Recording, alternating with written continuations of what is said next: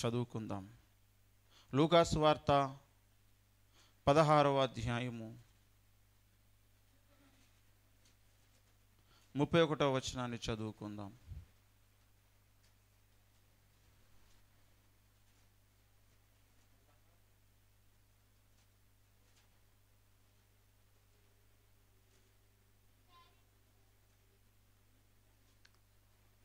ముప్పై 31 రెండు కూడా చదువుదాము. 16వ అధ్యాయం 30, 31 రెండు చూడండి. అతడు, తండ్రివైన అబ్రహామా, అలాగు అనవద్దు. మృతులలో నుండి ఒకడు వారి యొద్దకు వెళ్ళి ఎడలా వారు మారు మనస్సు పొందుదురని చెప్పెను. అందుకతడు, మోషేయు ప్రవక్తలను చెప్పిన మాటలు వారు వినని ఎడల మృతులలో నుండి ఒకడు లేచినను వారు నమ్మరని అతనితో చెప్పెననెను. చదవబడిన లేఖన మన వెనుకలో దేవుడు దీవించునుగాక. ప్రార్థించుకుందాం. కృపగల తండ్రి, దయగలిగిన దేవ, మీకు వందనాలు. ఇంతవరకు మీ కృపలో కాపాడి భద్రపరిచి గడిచిన వారమంతా మీ కృపారెక్కల కిందనే మమ్మల్ని కాపాడి నాయన మా పనులకు, ఉద్యోగాలకు, ప్రయాణాలలో మీరు తోడుగా ఉండి నడిపించి తీసుకొచ్చారని కృతజ్ఞతాస్తుతులు చెల్లిస్తున్నాం. మీరు ఆశ్రయించండి, దీవించండి. చదవని లేఖనం అనేది నాతో మాతో మాట్లాడండి. దాసుని మరుగు చేసి మీరు కనబడండి. అయినా నీ మహిమ మేఘముతో నింపండి. మీరు దిగిరండి ప్రభువా. నీ దాసునిలో నుండి మీరు మాట్లాడండి. నీ రక్తంతో కడిగి శుద్ధి చేయండి. నీ దాసుని అభిషేకంతో నింపండి. నీ ఆత్మతో నింపండి. మా అందరితో మీరు మాట్లాడండి. మీరు వెలిగించండి. మీరు కృప చూపి సహాయం ఇచ్చండి. మీరు దిగి వచ్చి మాట్లాడితేనే అందరికీ దీవెనకరంగా, ఆశీర్వాదకరంగా ఉంటుంది. నీ కృప, దీవెన, ఆశీర్వాదం నిండుగా మెండుగా దయచేసి వాడుకొని మహిమ పొందమని వందనాలు స్తోత్రం చెల్లిస్తూ యేసు నామములో ప్రార్థించి వేడుకున్న పరమ తండ్రి, ఆమేన్.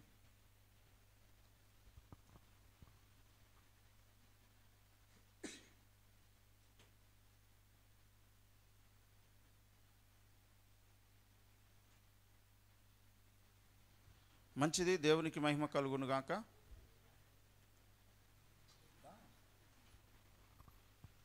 మంచిది, దేవునికి మహిమ కలుగునుగాక. ప్రభునందు ప్రియులారా,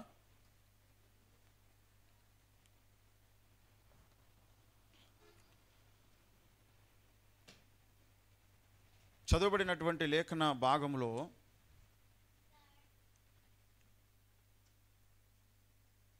మనకి ఇక్కడ ఉన్నటువంటి సందర్భము తెలుసు. అదేమిటి అంటే, లాజరు, ధనవంతుడు, అబ్రహాము, వీరు ముగ్గురు ఇక్కడ మనకు కనబడతారు. ఇందులో ఉన్నటువంటి విషయం ఏమిటి అంటే, ధనవంతుడు అనబడినవాడు ఒకడు ఉండే. అతడు ఉదారంగు బట్టలు, సన్నపు నార వస్త్రాలు ధరించుకొని ప్రతిదినము సుఖపడుతూ, బహుగా సుఖపడుతూ, చాలా సుఖపడుతూ వచ్చాడు. లాజరు అనే ఒక దరిద్రుడు ఉండే. వాడు కురుపులతో నిండినవాడై ధనవంతుని ఇంటి వాకిట పడి ఉన్నటువంటి వాడు. మరి అతని బల్ల మీద నుండి పడు రొట్టె ముక్కలతో ఆకలి తీర్చుకున్న గోరేటువంటి వాడు. అతనికి కురుపులు కూడా ఉండే. మరి కుక్కలు వచ్చి వాని కురుపులు నాకుతూ ఉండే, ఆ దరిద్రుని యొక్క కురుపులు. తర్వాత దరిద్రుడు చనిపోయాడు. దేవదూతల చేత అబ్రహాము రొమ్మున ఆనుకొనుటకు కొనిపోబడ్డాడు. తర్వాత ధనవంతుడు కూడా చనిపోబడ్డాడు. ఏమండి, అప్పుడు పాతాళములో అతడు పాతి పెట్టబడ్డాడు. ధనవంతుడు చనిపోయి అప్పుడు అతడు పాతాళములో బాధపడుచు కన్నులెత్తి దూరం నుండి అబ్రహామును, అతని రొమ్మున ఆనుకొని ఉన్న లాజరును చూసి ఇలా మాట్లాడుతున్నాడు. ఆ మాట్లాడినటువంటి సంభాషణ ఇక్కడ మనం చూస్తున్నాం. అయితే ఇక్కడ జరుగుతున్నటువంటి ఈ సంభాషణను మనం ఒకసారి గమనించినట్లయితే, తండ్రివైనటువంటి అబ్రహామా అని పిలుస్తూ ఇక్కడ మాట్లాడుతున్నాడు. ఏమని? ఆ ధనవంతుడు అక్కడ చాలా యాతన పడుతున్నాడు. అందులో నుండి వస్తున్న బాధ నుండి అతనికి అనేక ఆలోచనలు, అనేక మాటలు వస్తున్నాయి. ఏమండి, అక్కడ ఉన్నదంట మనకు తెలుసు. అయినా సరే మరొకసారి చూద్దాం. తండ్రివైన అబ్రహామా, నా యందు కనికరపడి తన వ్రేలికొనను నీళ్ళలో ముంచి నా నాలుకను చల్లార్చుటకు లాజరును పంపు అంటాడు. నేను ఈ అగ్నిజ్వాలలలో యాతన పడుచున్నా అని కేకలు వేసి చెప్తాడు గట్టి గట్టిగా. అప్పుడు అబ్రహాం అంటాడు, కుమారుడా, నీవు నీ జీవితకాలం అంతా నీకు ఇష్టమైనట్టు సుఖము అనుభవించావు, అందుకే ఇష్టం వచ్చినట్టు బతకొద్దు అనేది. ఈనాడు చాలామంది నరకపు పుత్రులు కావడానికి ఇష్టపడతారు. అలా చెయ్యకంటే నా ఇష్టం అంటారు. నీ ఇష్ట ప్రకారం బ్రతుకుతా నీకు ఆఖరికి అగ్నిగుండమే గతి. నా ఇష్టం అంటారు. అందుకే ప్రభు అన్నాడు, నా స్వబుద్ధిని ఆధారము చేసుకొనక, నీ స్వబుద్ధిని ఆధారము చేసుకొనక, నా సొంత బుద్ధి అనుకోవద్దు, నువ్వు అలా బ్రతుకోద్దు. ఇక్కడ ధనవంతుడు తన సొంత బుద్ధితోనే బతికాడు. నా ఇష్టం వచ్చినట్టు బ్రతుకుతా అనుకున్నాడు. చాలా గొప్పగా సుఖం అనుభవించాడు, బహుగా సుఖం అనుభవించాడు. ఏమైంది?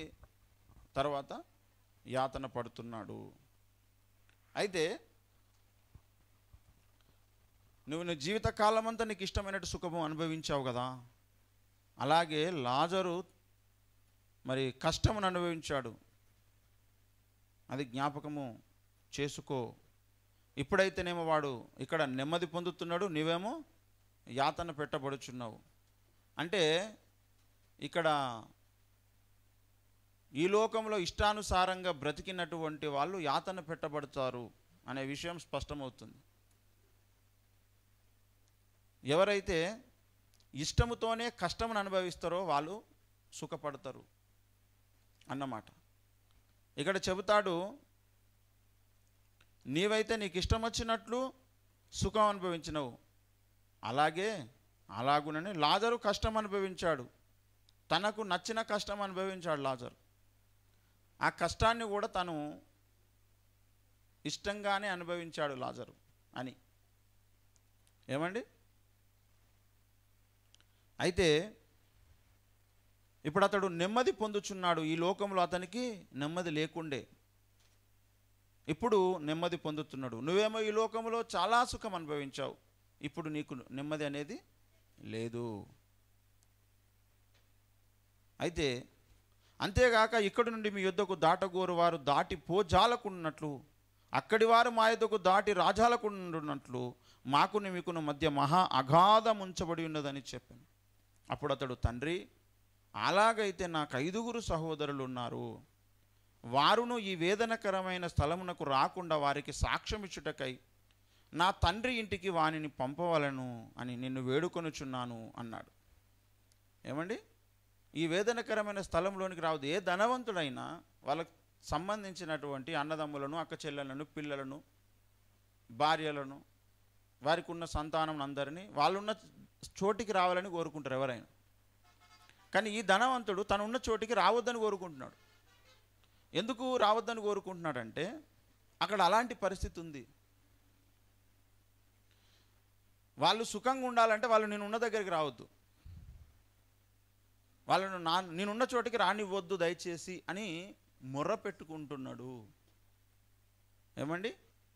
ఈ వేదనకరమైన స్థలమునకు రాకుండా వారికి సాక్ష్యం ఇచ్చుటకై నా తండ్రి ఇంటికి వాని పంపవలెను అని నిన్ను వేడుకుంటున్నా. అక్కడ వేడుకోవడం అనేది నిష్ప్రయోజనం. అక్కడ నుంచి ప్రార్థన చేయొద్దు, ఆ ప్రార్థన చేయొద్దు, ఆ వ్యక్తి కూడా ప్రార్థన చేయొద్దు, ఆ వ్యక్తి ప్రార్థించొద్దు, అక్కడి నుంచి ప్రార్థించొద్దు, ఆ ప్రార్థన చేయొద్దు. ఇవన్నీ తప్పులైతే అక్కడి నుంచి చేస్తే. ఏదైనా నీవు న్యాయాధిపతి ముందుకు వెళ్ళకముందే నువ్వు ఆలోచన చేసుకోవాలి. న్యాయాధిపతి దగ్గరికి నువ్వు వెళ్ళిన తర్వాత న్యాయాధిపతి నిన్ను బంట్రోతుకు అప్పగిస్తాడు, బంట్రోతు తీసుకువెళ్ళి నిన్ను జైలు వేస్తాడు. న్యాయాధిపతి ఆర్డర్స్ ప్రకారం న్యాయాధిపతి దగ్గరికి నువ్వు వెళ్ళక మునిపే, ఆయన ఆర్డర్స్ ఇవ్వకముందే నువ్వు ఏదైనా జాగ్రత్త పడాలి. ఒకసారి తీర్పు అనేది జరిగిన తర్వాత ఇక అక్కడి నుంచి నువ్వు బయటికి రావు, ఇక అది అనుభవించాల్సి వస్తుంది. కాబట్టి ఇప్పుడు అక్కడుండి వేడుకుంటున్నాడు, అక్కడ నుండి ప్రార్థిస్తున్నాడు, అడుగుతున్నాడు. అది రిసీవ్ చేసుకోబడదు. అక్కడి నుంచి పెట్టే రిక్వెస్ట్ అది తీసుకోబడదు. అది చెత్త బుట్ట పాలైపోతుంది, బుట్ట దాఖలైపోతుంది అన్నమాట. కనుక అందుకు అబ్రహాం అంటున్నాడు, వారి యొద్ద మోషేయు ప్రవక్తలు ఉన్నారు, వారి మాటలు వినవలనని అతనితో చెప్పగా. ఇక్కడ నుంచి జాగ్రత్తగా వినండిగా. ఇంతకుముందు కూడా మీరు జాగ్రత్తగానే వింటున్నారు. అక్కడ మోషేయు ప్రవక్తలు ఉన్నారు, వారి మాటలు వినవలనని అతనితో చెప్పగా. ఇప్పుడు ధనవంతుడు ఏదో ఒక విధంగా వాళ్ళ అన్నదమ్ములకు సహోదరులకు సమాచారము తెలియజేసే అవకాశం ఉందా? నా సహోదరులారా, నేను చనిపోయి ఇక్కడికి వచ్చినా చాలా యాతన పడుతున్నా, మీరు ఇక్కడికి రావద్దు అని నేను కోరుకుంటున్నా అని అంటే వారికి తెలిసే అవకాశం ఎట్టి పరిస్థితిలో లేదు, ఎట్టి పరిస్థితిలో కూడా లేదు. అయితే ధనవంతునికి తన ఇంట్లో ఉన్న సహోదరులే కాక ఈ భూమి మీద చాలామంది ధనవంతులైన సహోదరులు ఉన్నారు. ఇంకా వాళ్ళందరి కొరకు దేవుడే ఈ సంఘటనను గురించి తెలియజేస్తున్నాడు. ఈ ధనవంతులు ఈ విషయాన్నైనా విని మారు మనస్సు పొంది సరి చేసుకున్నా సరి, లేదంటే ఆ పాత ధనవంతుని దగ్గరికి పోతారు వీళ్ళంతా. ఏమండి? అయితే అతడు అంటాడు, మనం చదువుకున్న మూలవాక్యం ఇక్కడ స్టార్ట్ అయింది. తండ్రివైన అబ్రహామా, అలాగు అనవద్దు. ఎలాగనవద్దు? ఎలాగనవద్దు? ఈ ఒక్క మాట మనకు అర్థం కావాలి. అలాగు అనవద్దు. ఎలాగనవద్దు? అలాగనవద్దు అన్నాడు కదా. ఏమండి? అంటే ఆయన ఏం చెప్పాడు? అబ్రహాం ఏం చెప్తున్నాడు? అబ్రహాం ఏం చెప్పినందుకు ఇతడు ఏం మాట్లాడుతున్నాడు?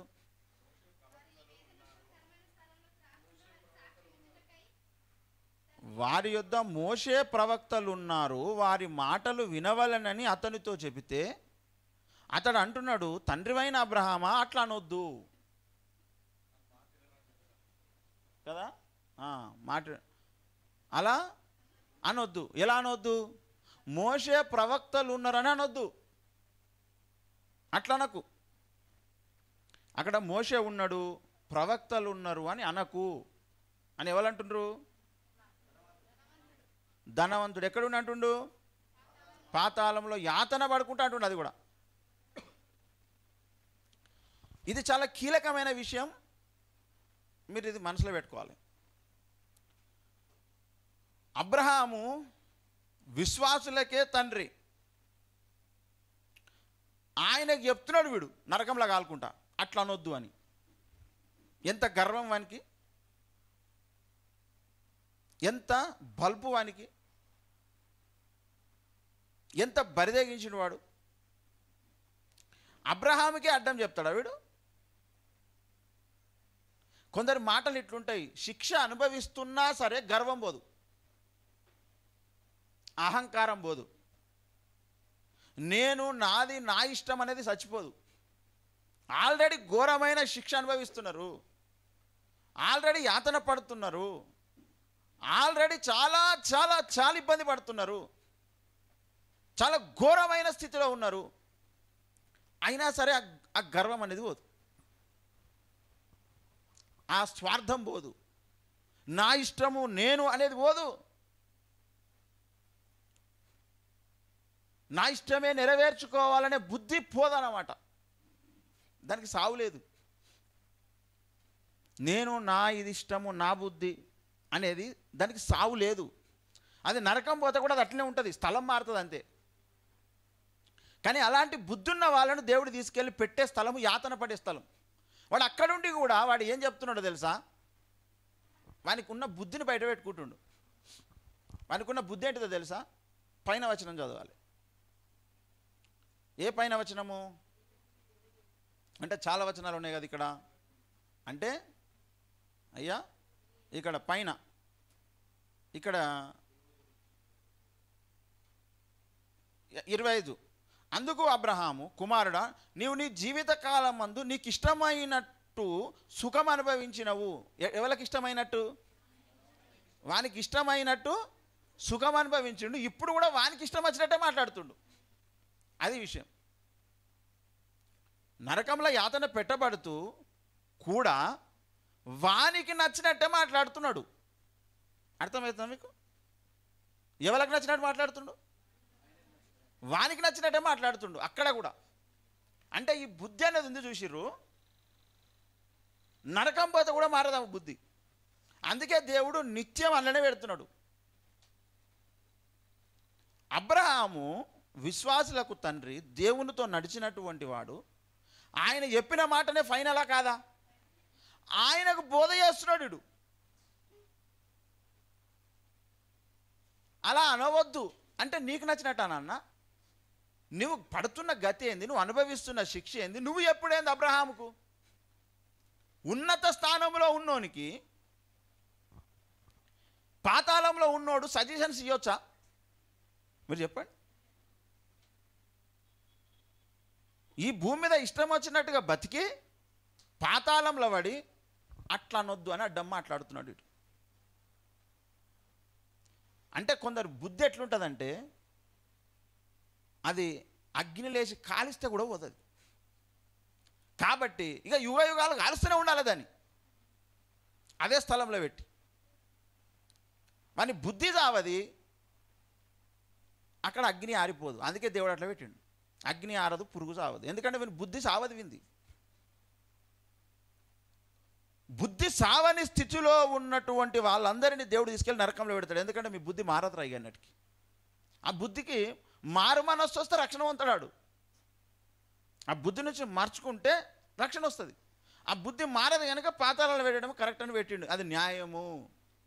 దేవుడు ఎంత న్యాయవంతుడు అంటే, ఈ ధనవంతుడు పాతాళములో పడ్డ వాని బుద్ధి మారలేదు అని రుజువవుతుంది ఇక్కడ. ఈ భూమి మీద వానికి నచ్చినట్టే సుఖం అనుభవించి ఇప్పుడు వానికి నచ్చినట్టే మాట్లాడుతున్నాడు మళ్ళీ. ఇది కరెక్టా? అబ్రహాముకి ఎదురు చెప్తాడా? అబ్రహాం ఒక మాట మాట్లాడిండంటే అందులో ఎంత సత్యం ఉంటుంది, ఎంత వాస్తవం ఉంటుంది, ఎంత ఆలోచించి చెప్తాడు ఆయన. ఆయన ఉండి చెప్తుంది కూడా పరదేశంలో ఉండి చెప్తున్నాడు. వీడు పాతాళంలో ఉండి అట్లా కాదు అంటుండు. ఏమనాలి వీడిని? ఇంకా ఏం శిక్ష ఉంటుంది ఇక వానికి? భూమి మీద ఎలా బ్రతకాలో, ఎలా దేవుణ్ణి నమ్మాలో, ఎలా దేవుని మాట వినాలో వాళ్ళందరికీ మూలపితరుడు అబ్రహాము. ఆయన బ్రతికి చూపెట్టు పరదేశికి వెళ్తే ఆయన చెప్పిన మాట ప్రకారం బతకాలనా వినాలనా? వాడు పాతాళం నుండి కూడా అట్లా అనొద్దు అంటున్నాడు. అంటే మన బుద్ధి మారతలేదు, మారదిగా బుద్ధి. కొందరికి ఎంత శిక్ష అనుభవించినా బుద్ధి మారదు, బుద్ధి మారదు, బుద్ధి మారదు అంతే.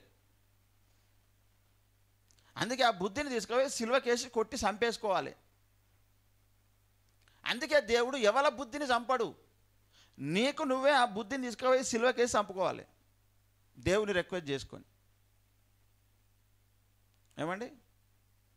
అయితే చాలామందికి బుద్ధి వాళ్ళకి చాలా ఇష్టం, అది అందులో ఎంజాయ్ చేస్తారు. నరకంలో సిగ్గు, శరం, మానం, ఇజ్జత్ అంతా పోయినా నా ఇష్టం అని బతుకుతారు కొంతమంది.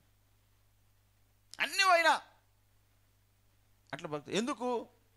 నా ఇష్టం, నా బుద్ధి అనేది ఉన్నది కదా, అది ఎంత శిక్షించినా పోదది. అందుకే ఎలుక తోలు తెచ్చి ఎన్ని మాలు ఉతికినా నలుపు నలుపే కానీ తెలుపవునా? కాదు. అలాంటి స్థితిలో ఉంటారు కొంతమంది. వాళ్ళు దేవుని చేత పుట్టినోళ్ళు కాదు, వాళ్ళ తండ్రి వేరే. అందుకే వాళ్ళ తండ్రి ఏడికి పోతాడో ఆడికి ముందుగా పంపిస్తుండు వాళ్ళను. వాడే దేవుని మాట వినని వాడు, దేవునికి ఎదురు తిరిగేటువంటి వాడు, వాని జీన్సుకు కారణం వాడే. పాతాళములో యాతన పడుతున్న ధనవంతుని యొక్క పుట్టుకకు కారకుడు వాని లోపలికి ఎవరి జీన్స్ వచ్చినాయంటే దేవుని మాటకు ఎదురు తిరిగేటువంటి వాని జీన్స్ వచ్చినాయి వాని. గనుక ఎంత ఉన్నత స్థానములో ఉన్నటువంటి భక్తుడు చెప్పితే కూడా వాడు వినడు. పరదేశులో ఉన్నటువంటి అబ్రహాము మాటనే వింటలేడు కదా ఈ ధనవంతుడు. భూమి మీద ఎవరైనా ఒకరు చెప్తుంటాడు, ఇప్పుడు వింటాడా అంటున్నా? అంత మొండితనం ఉంటుంది అన్నమాట. సుఖాసక్తిని ప్రేమించటానికి ఉండే గుణం ఇది. ఎవరికైతే బాగా సుఖాన్ని అనుభవించాలని ఉంటుందో వాడు ఎవ్వరి మాట వినడాడు, నరకమైన పోయి అలా ఆల్తాడు. అప్పుడు కూడా వానికి గుణం మార్చుకోడు వాడు, అసలు మారు మనసు ఉండదు ఇక వానికి అంతే. అందుకే కొంతమంది వాత వేయబడిన మనస్సాక్షి కలిగిన వాళ్ళు ఉంటారు, వాళ్ళకు నరకమే కరెక్ట్ అయిన సరైనటువంటి స్థలం. ఏమండి, తండ్రివైన అబ్రహామా అలాగనవద్దు. ఎన్ని గుండెలండి వీనికి, ఎట్లా చెప్తాడు ఆయనకు ఎదురు, ఎట్లా చెప్తాడు అంటున్నా. ఏమన్నా వానికి కొంచెమన్నా ఉన్నదా బుద్ధి? లేదు, అడ్డం చెప్తున్నాడు. ఇప్పుడు ఆయన తెలిసి చెప్తున్నాడా, తెలియక చెప్తున్నాడు? అబ్రహాము అనుభవంతో చెప్తున్నాడా, అనుభవం లేక చెప్తున్నాడా? ఆయనని మించిన అనుభవస్తుడు ఎవరండి చెప్పండి? దేవుడే నేను అబ్రహాము దేవుడిని అని అనిపించుకున్నాడు. ఆయన చెప్తున్నాడు ఒక మాట, అబ్రహాము దేవుడవు, ఇస్సాకు దేవుడవు, యాకోబు దేవుడవు, నాకు చాలిన దేవుడవు, యేసయ్యా నా యేసయ్యా, యేసయ్యా నా యేసయ్యా, యేసయ్యా నా యేసయ్యా. దేవుడే నేను అబ్రహాము దేవుడిని అని చెప్పుకున్నాడు. ఆయన చెప్తున్నాడు ఆడ మోషే ప్రవక్తలు ఉన్నారు, వాళ్ళ మాటలు వినాలే వాళ్ళు అంటే వీడు అట్లా అనొద్దు. ఎంత బద్మాష అండి వీడు. వీడు సజెషన్ ఇస్తున్నాడు. ఏమని చెప్తున్నాడు తెలుసా? చూడండి, మృతులలో నుండి ఒకడు వారి యొద్దకు వెళ్ళిన ఎడల వారు మారు మనస్సు పొందుదురు అని చెప్పాను. ఎవరు చెప్తున్నారు ఈ మాట? దాని ఎవరికి చెప్తున్నాడు? అబ్రహాము ఎట్లా పోయిండు పరదేశకు? మృతులలో నుంచి ఒకళ్ళు చనిపోయి లేచి వస్తే చూసి నమ్మి పోయిండా? ఎట్లా పోయిండు? విశ్వాసముతోని పోయిండు కదా. ఆల్రెడీ పరదేశకు పోయిన ఆయనకు వీడు చెప్తున్నాడు, నా తమ్ముళ్ళు గట్ల చెప్తున్నారు వాళ్ళు, ఎందుకంటే వాళ్ళంతా నా లెక్కనే, వాళ్ళకందరికి నా లెక్కనే ఉంటుంది గుణం అంతా అన్నట్ట కదా. ఇంతకుముందు దేవుడు నాతో మాట్లాడుతూ ఉన్నాడు, మీకు చెప్తున్నా ఏం మాట్లాడిండు. అయితే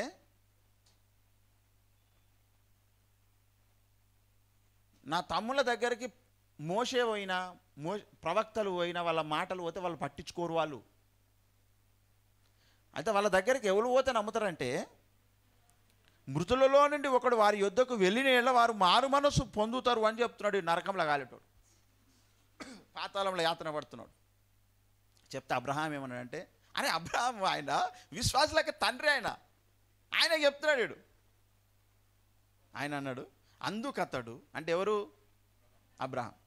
మోషయు ప్రవక్తలను చెప్పిన మాటలు వారు వినని ఎడల మృతులలో నుండి ఒకడు లేచినను వారు నమ్మరని అతనితో చెప్పానా నేను.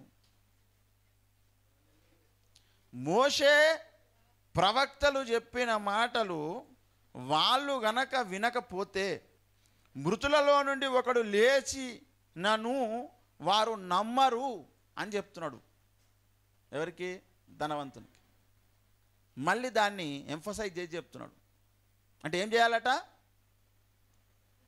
మోషే ప్రవక్తల యొక్క మాటలను, మోషయు ప్రవక్తల యొక్క మాటలను వినాలి. వాళ్ళు చెప్పిన మాటలు వినాలి. అప్పుడే ఈ పాతాళంలోనికి రాకుండా పరదేశకు పరలోకానికి వస్తారు అని పోయినాయన చెప్తుంటే వీడు అంటాడు అట్లా కాదు, అట్లా కాదు. అందుకే వాడు అన్నాడు. అయితే ఇంకొక అద్భుతమైన విషయం చెప్తా ఈరోజు, మీరు జీవితంలో మర్చిపోరు మీరు. అదేంటంటే, మనం చదువుకుంటున్న కథ ఎవరిది? ఇది లాజరు ధనవంతుని కథ కదా. అయితే లాజరు అనబడినటువంటి ఒక అతను ఉండేను. అతడు కూడా మరణించి పాతిపెట్టబడలే, దేవదూతల చేత కొనిపోబడ్డాడు కదా. అయితే లాజరు ఎందుకు పరదేశికి వెళ్ళిండు? ఇప్పుడు ధనవంతుడు ఎందుకు పాతాళానికి వెళ్ళిండో చెప్పండి మీరు. మీకు ఏమర్థమైంది అది చెప్పండి. మోషేయు ప్రవక్తలను చెప్పిన మాటలు వీడిన్లే. ఎవరిన్లే? ధనవంతులు తన ఇష్టానుసారంగా బ్రతికిండు, కానీ మోషేయు ప్రవక్తలను చెప్పిన మాటలు వినలేదు. కన్ఫామ్ అయ్యి మాట వినలే. ఎవరైనా రక్షణ పొందాలి, ఇప్పుడు ముందు మారు మనస్సు పొందితే రక్షణ వస్తుంది. మారు మనస్సు పొందాలంటే దేవుని గురించి చెప్పేటోళ్ళు ఉండాలి. ఆ చెప్పేటోళ్ళు ఎవరు? మోషేయు ప్రవక్తలు. మరి దేని గురించి చెప్తారు? మోషేయు ప్రవక్తలు వాళ్ళ గురించి చెప్పుకోరు, దేవుని గురించి చెప్తారు. వినుట వలన విశ్వాసం కలుగుతుంది. విశ్వాసం కలిగినప్పుడు మారు మనసు కలుగుతుంది. ఆ మారు మనస్సు అనేది నరకం వెళ్ళటోని పరలోకం తీసుకొని వెళ్తుంది. మారు మనస్సు పొందినప్పుడు వ్యక్తి పాత బ్రతుకును వదిలిపెట్టి కొత్త బ్రతుకులోనికి వస్తాడు. ఇదిగో పాతవి గతించను క్రొత్తవాయిను, ఇలా దేవుడు చేస్తాడు ఎవరైతే మారు మనస్సు పొందుతారో వాళ్ళను. అందుకే ఇక్కడ ఏమన్నాడు? మారు మనస్సు పొందుదరని చెప్పాను. మృతులలో నుండి ఒకడు వారి యొద్దకు వెళ్ళినేడ వారు మారు మనస్సు పొందుతారా అంటున్నాడు. అబ్రహాం ఏమంటున్నాడు? మోషేయు ప్రవక్తలు చెప్పిన మాటలు వింటే వాళ్ళకి మారు మనసు వస్తుంది. అది కదా. వీడంటాడు అట్లా కాదు, ఒకళ్ళు మృతులకేంచి రావాలి అంటున్నాడు. మృతులకి వచ్చి వస్తే కూడా వాళ్ళు నమ్మర్రా బాబు, మోషేయు ప్రవక్తలు చెప్పిన మాటలే వినాలి అంటే. కొంతమంది అద్భుతాలు, స్వస్థతలు, సూచక క్రియలు, మహత్కార్యాలు చూసి యేసు నమ్ముతారు. చూసిరు వాళ్ళు పరలోకం వచ్చే గ్యారెంటీ ఉండదు.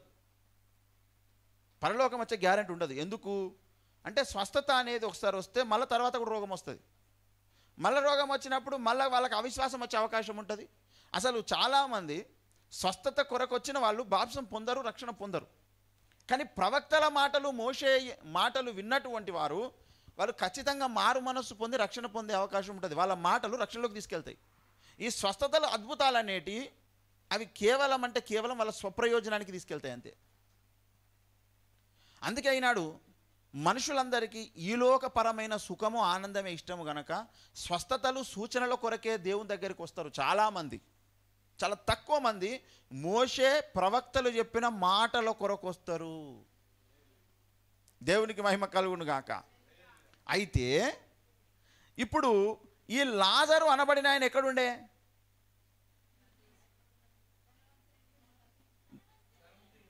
మీరు కరెక్ట్ చెప్పాలి.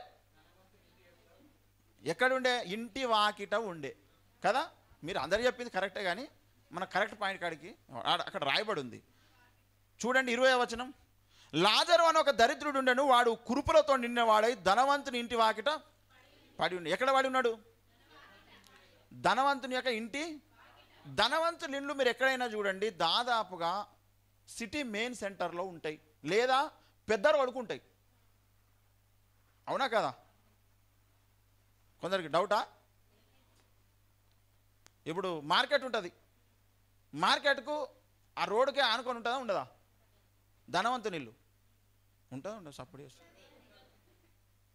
దాదాపుగా ధనవంతుల ఇండ్లు పెద్దగా ఉంటాయి, కాంపౌండ్ వాళ్ళు ఉంటుంది, కాంపౌండ్ వాళ్ళ వాకిలు కూడా చాలా పెద్దగా ఉంటుంది. దాదాపుగా వాళ్ళ వాకిళ్ళన్నీ పెద్ద రోడ్లకే ఆనుకొని ఉంటాయి, సంత వీధులకే ఆనుకొని ఉంటాయి. అవునా కాదా? ఇప్పుడు ఇంటి వాకిటనే వీడు ఉన్నాడు కదా. ఇక్కడ ఒక గొప్ప అద్భుతమైన విషయము దేవుడు చెప్తున్నాడు. అదేమిటంటే, సంత వీధి అంటే ఏంటిదో తెలుసా మీకు?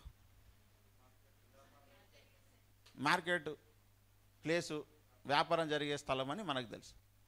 సంత వీధి అంటే మంచి మార్గము, పరిశుద్ధమైన మార్గము అని అర్థం.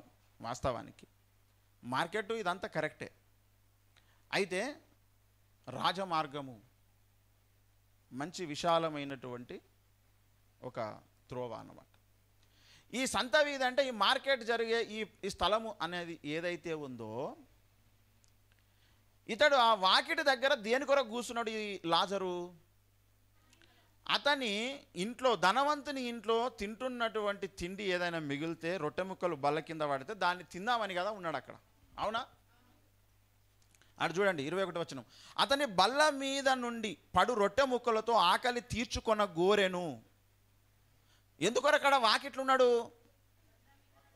అతని బల్ల మీద తిన్న ముక్కలు ఏమైనా పడితే, బల్ల మీద నుండి పడు రొట్టె ముక్కలు కింద ఏమైనా పడితే వాటిని తిందాము. అదే కదా సహజంగా బయట ఉన్నోళ్ళకి తెచ్చేస్తారు. వాటి కొరకు అక్కడ ఉన్నాడు.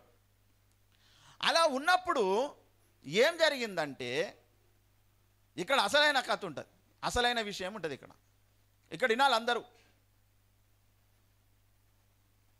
అయితే ఇప్పుడు వాకిలు ఉందంటే అటు ఇటు పోయేటోళ్ళు ఎవరన్నా ఉంటారా? ఉండరా? కన్ఫామ్గా ఉంటారు కదా. ఎవరెవరు ఉండొచ్చు? తిరుగుతూనే ఉంటారు. ప్రతి వ్యవహారము కూడా వాకిలు ముందే రోడ్డు మీదనే జరుగుతుంది, అవునా? అయితే అట్లనే కొంతమంది దేవుని యొక్క ప్రవక్తలు ఆ రోడ్డు మీద ప్రవచిస్తూ వెళ్తున్నారన్నమాట. అనేకసార్లు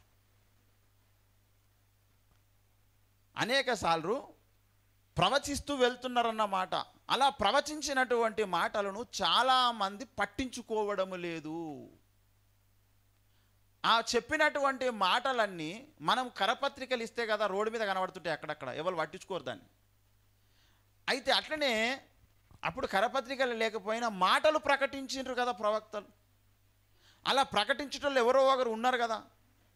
ఎక్కువ మంది ఎవరికి తెలుసా అంటే మార్కెట్లో ఉన్న వాళ్ళకే ఎక్కువ మంది తెలుస్తారు, ఇళ్ళల్లో ఉన్న వాళ్ళకి తెలియరు. ఈ ధనవంతుడు ఊకే ఇంట్లోండి బాగా సుఖపడుకుంటున్నాడు వీడు. ఆ దరిద్రుడైనటువంటి లాజరు వాకిట్లున్నాడు. ఎక్కువ మంది ఎవరికి కనబడతారు? లాజర్కి కనబడతారు. మంచోళ్ళు కనబడతారు, చెడ్డోళ్ళు కనబడతారు, చిన్నోళ్ళు కనబడతారు, పెద్దోళ్ళు కనబడతారు, ధనవంతులు కనబడతారు, బీదోళ్ళు కనబడతారు, అందరు కనబడతారు. అందరిని చూసుకుంటాడు, కూర్చున్నాడు. అలా చూస్తున్నటువంటి సమయంలో దేవుడు ఏర్పాటు చేసిన ఒక పద్ధతి ఏంటిదంటే ఆయనను గూర్చి ప్రకటించుట అనేటువంటి ఒక కార్యక్రమం దేవుడు ఏర్పాటు చేసిండు. ఇప్పుడు మనం సువార్త ప్రకటిస్తున్నాం, అవునా కదా? అలా ప్రకటించినప్పుడు అనేక మంది వింటుంటారు. ఎవరు వింటారో మనకే తెలియదు కదా. అలా ప్రకటించినప్పుడు ఈ లాజరు విన్నాడు అన్నమాట. ఈ లాజరు విన్నాడు. దీని గురించి కొన్ని విషయాలు మీకు చూపెడతాను నేను. మత్తయి సువార్తలో ఒక మాట అంటాడు చూడండి. ఏమంటాడంటే 11వ అధ్యాయము 15వ వచనం నుంచి చదువుతా చూడండి.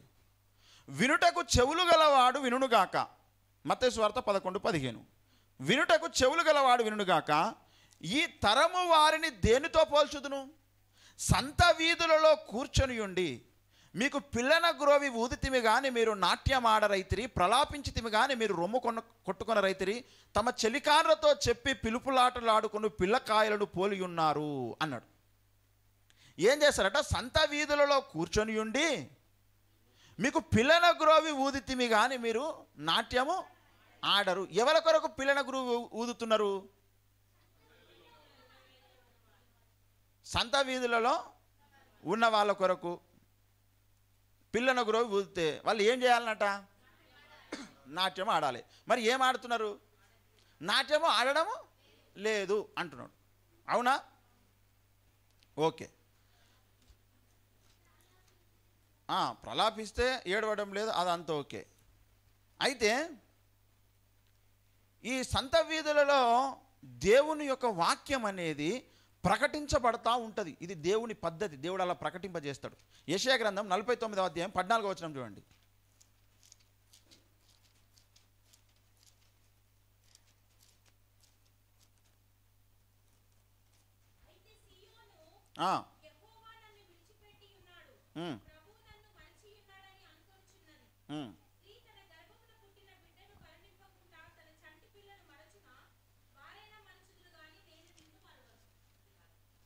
అది కాదా? ఓకే.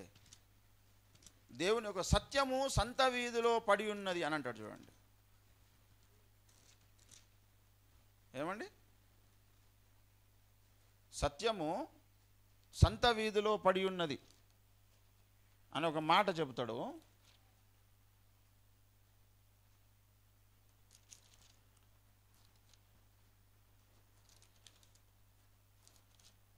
ఆ 59 అండి, 49 అన్న కదా. 59వ అధ్యాయం 14వ వచనం చూడండి.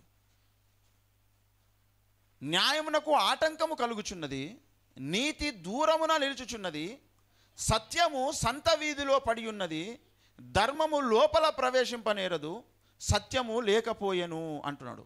సత్యము ఎక్కడ పడి ఉన్నది? సంత వీధిలో పడి ఉన్నది అన్నాడు.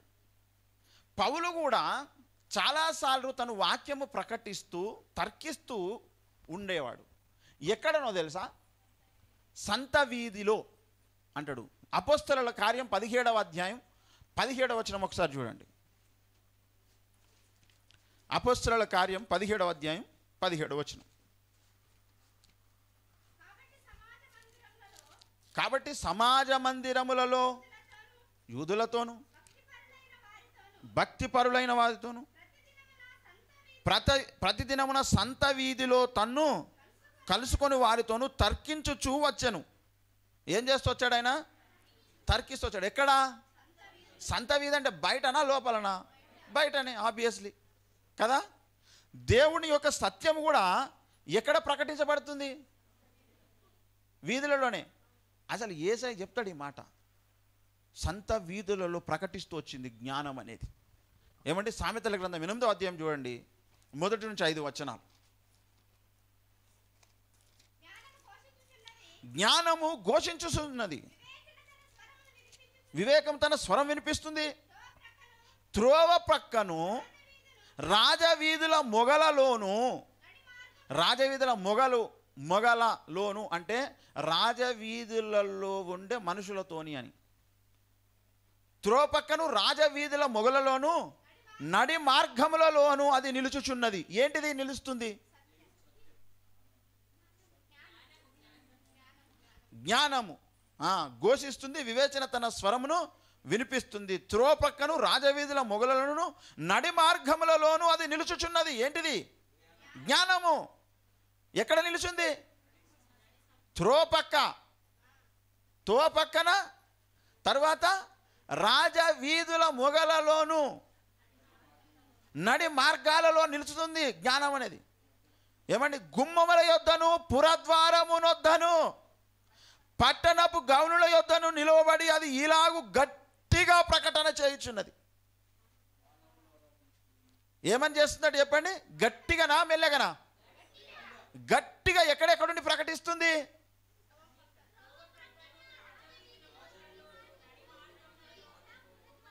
గుమ్మముల యొద్దను పురద్వారముల యొద్దను పట్టణపు గవనుల యొద్దను నిలవబడి అది ఇలాగు గట్టిగా చెప్తున్నది. ఏమని చెప్పిందట? మానవులారా మీకే నేను ప్రకటిస్తున్నాను, నరులకు మీకే నా కంఠస్వరం వినిపిస్తున్నాను. జ్ఞానము లేని వారులారా జ్ఞానము ఎట్టిదైనది తెలుసుకొనుడి, బుద్ధిహీనులారా బుద్ధి ఎట్టిదైనది యోచించు చూడుడి అని జ్ఞానము చెప్తుందట. చెప్పేటప్పుడు ధనవంతుడు ఇంటి లోపల సుఖపడుతుండు. ఓ జ్ఞానము లేని వారులారా, ఓ బుద్ధిహీనులారా, ఓ మానవులారా అంటే లోపలున్న ధనవంతుడు ఏమనుకుంటాడు? నేను జ్ఞానం లేనోని అనుకుంటాడా? ఆ ధనవంతుని ఇంటి వాకిట గవిని ముందు కూసున్నటువంటి లాజరు అనుకుంటుండు.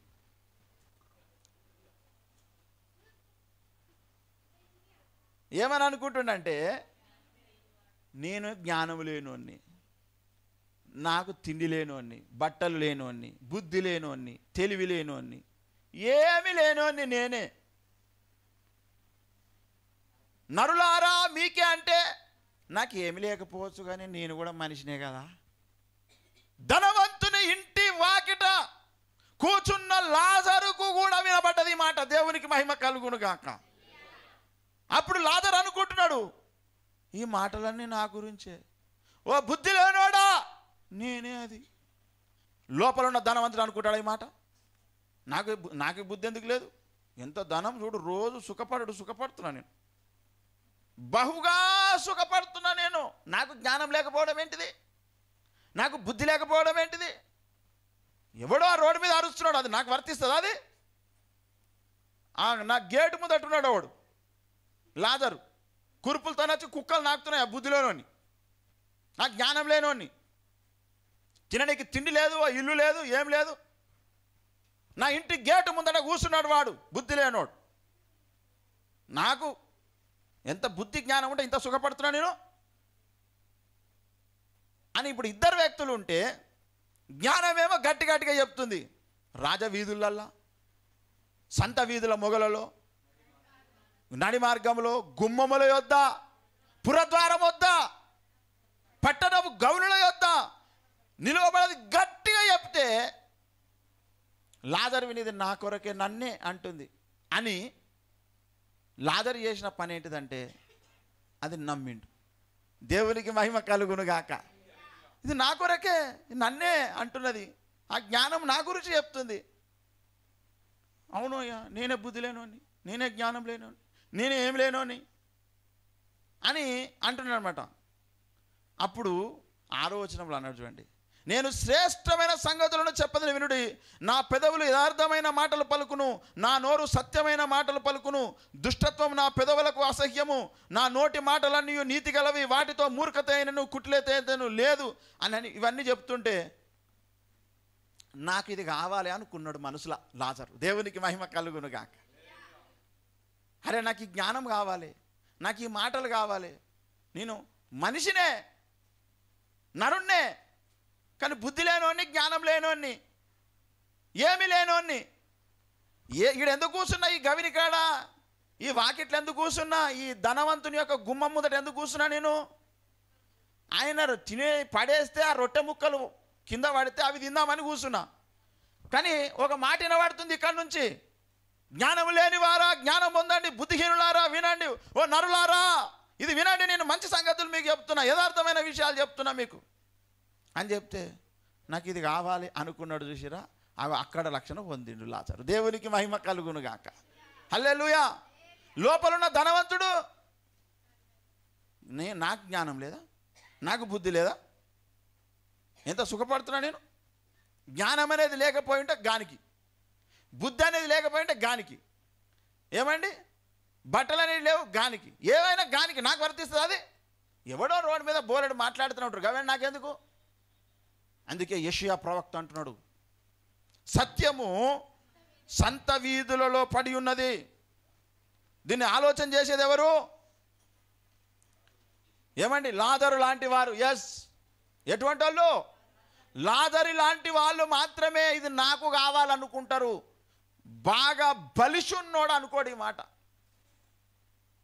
నేను నరుడే, వాడు నరుడే, కానీ వాడు బుద్ధి లేని నరుడు, వానికి అవసరం, నాకు అవసరం అగిది అనుకునే గర్విష్ఠులు ఎవరైతే ఉంటారో వాళ్ళ యొక్క ముగింపు దశ పాతాళము.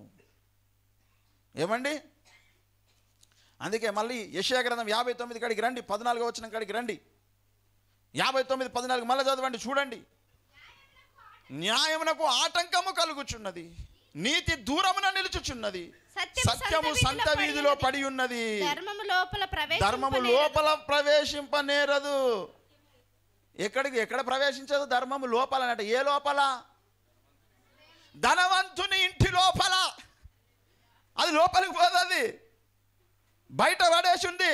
ఓ కరపత్రిక రోడ్డు మీద పడేస్తారు, ఇంట్లో పడేయండి సార్ ఎవరన్నా.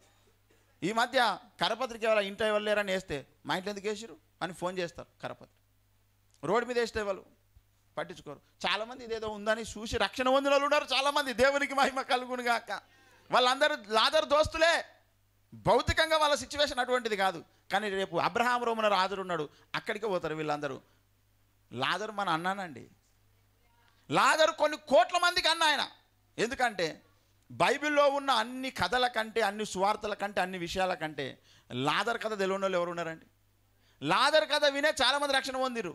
ఎక్కువ మందికి లాజరు కథనే సువార్త చెప్తుంది. దేవునికి మహిమ కలుగును గాక. మన కథ కూడా గిదే, మన సిచ్యువేషన్ కూడా గిదే అని. ఏమండి, సత్యము ఈనాడు మనం ప్రకటిస్తుంటే అది వ్యర్థము కావడం లేదు. కడుపుకు అన్నం కొరకు ఎదురు చూసేటోనికి వాక్యం అనే అన్నం దొరుకుతుంది. దేవునికి మహిమ కలుగును గాక. ప్రకటిస్తున్న వాళ్ళ ప్రకటన వ్యర్థం కావడం లేదు. ప్రకటిస్తుంది ఆ ఇంట్లో, ఆ రాజభవనంలో ఉన్న వాని కొరకే. వీని కొరకని ఎవడు ప్రకటిస్తలేడు ప్రత్యేకంగా, కానీ వీడు స్వతంత్రించేసుకున్నాడు. అరే ఇది నాకు కావాలి, అది ఎప్పుడు దొరుకుతుందేమో తెలియదు, ఇది నా కొరకే ఉన్నాడు. బుద్ధి లేను, నిజమే బుద్ధి లేను అని, నేనే అది అని ఒప్పుకుంటే చాలు. అరే నీకు రక్షణ వస్తుంది, దేవునికి మహిమ కలుగును గాక. హల్లెలూయా. అలా ఒప్పుకొని రక్షణ పొందినటువంటి వాడు లాజరు, దేవునికి మహిమ కలుగును గాక. అసలు లాజర్కి ఎవరు సువార్త చెప్పిండ్రు? లాజర్ ఎట్లా పరలోకం వెళ్ళిండు అంటే, పరలోకం ఎవరు వెళ్తారో దరికేనా? మారు మనసు పొందిన వాళ్ళు వెళ్తారు పరలోకం. దేవునికి మహిమ కలుగును గాక. మారు మనసు పొందకున్న చేరరు పరలోకము, మారు మనసు లేకను మార్చలేరు ప్రజలను, మారు మనసు లేకను మార్చలేరు ప్రజలను. కోరి నూతనాత్మనందుడి, వేసారి ఆత్మలను రక్షించుడి, ఆత్మనందుడి, వేసారి ఆత్మలను రక్షించుడి.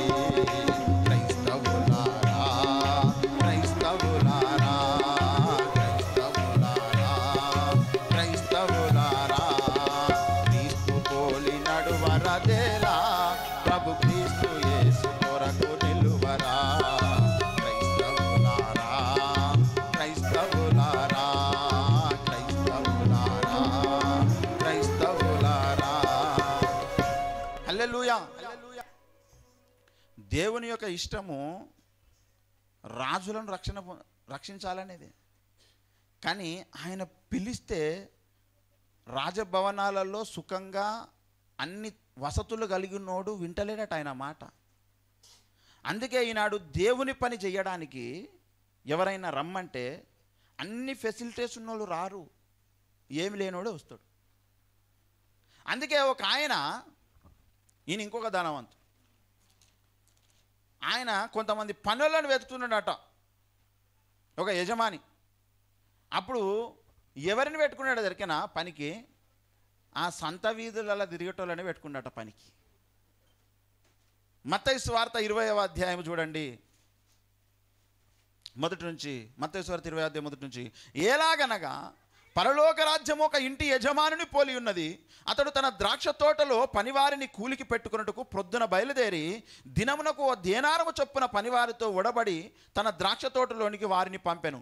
తరువాత అతడు దాదాపు 9 గంటలకు వెళ్ళి సంత వీధిలో ఊరక నిలిచి ఉన్న మరికొందరిని చూచి, మీరును నా ద్రాక్ష తోటలోనికి వెళ్ళుడి, ఏమి న్యాయమో అది మీకిత్తునని వారితో చెప్పగా వారును వెళ్ళిరి. దేవునికి మహిమ కలుగును గాక. ఈ లాజరు అటువంటి వాళ్ళు బయలుదేరారు అన్నమాట చెప్పనీకి. ఏమండి లాజరు, ఇక లాజరు గడ భోజనాలు పెడుతురట, చిన్న పని ఉన్నది చేస్తే నీకు ఒక ఏంటిది అది, ఒక దేనారం నీకు ఇస్తా నేను అని చెప్తే, అంటే ఇంచుమించు ₹1/2 అప్పుడే ₹1/2. చిన్నప్పుడే మనకు ₹1/2 చాలా విలువైంది. మరి కొన్ని వేల సంవత్సరాల క్రితం ₹1/2, నీకు ₹1/2 ఇస్తాం మరి ఈ చిన్న పని చేస్తే. పా అయ్యా, ఏడైతే అయ్యా, నాకు ₹1/2 కావాలి, నాకు ఇచ్చేటోళ్ళు ఎవరయ్యా పా అని వస్తాడు. ధనవంతుడు చెప్పినావు అనుకో, ఓ ధనవంతుడా త్వరగా నువ్వు బయటికి రమ్ము, తోటలో కాస్త పని ఉన్నది, వచ్చి చేసిన ఏడలా నీకు ఒక ₹1/2 నేను ఇచ్చేదను, వచ్చేదవా? ఏమనుకునిచుంటివి? నేను ఎంత బహుగా సుఖపడుచుంటున్నావు, నువ్వు కానడం లేదా మానవా? నీకు కానడం లేదా? నేను ఎంత సుఖపడుచుంటిని, ఉదా రంగు వస్త్రములు ధరించి బహుగా సుఖపడుచుంటిని, గంట గంటకు తినుచుంటిని, త్రాగుచుంటిని, ఆనందించుచుంటిని నా శరీరములో, నాకు నువ్వు దేనారం ఇచ్చేదవా? ఎంత మాట, ఎంత మాట!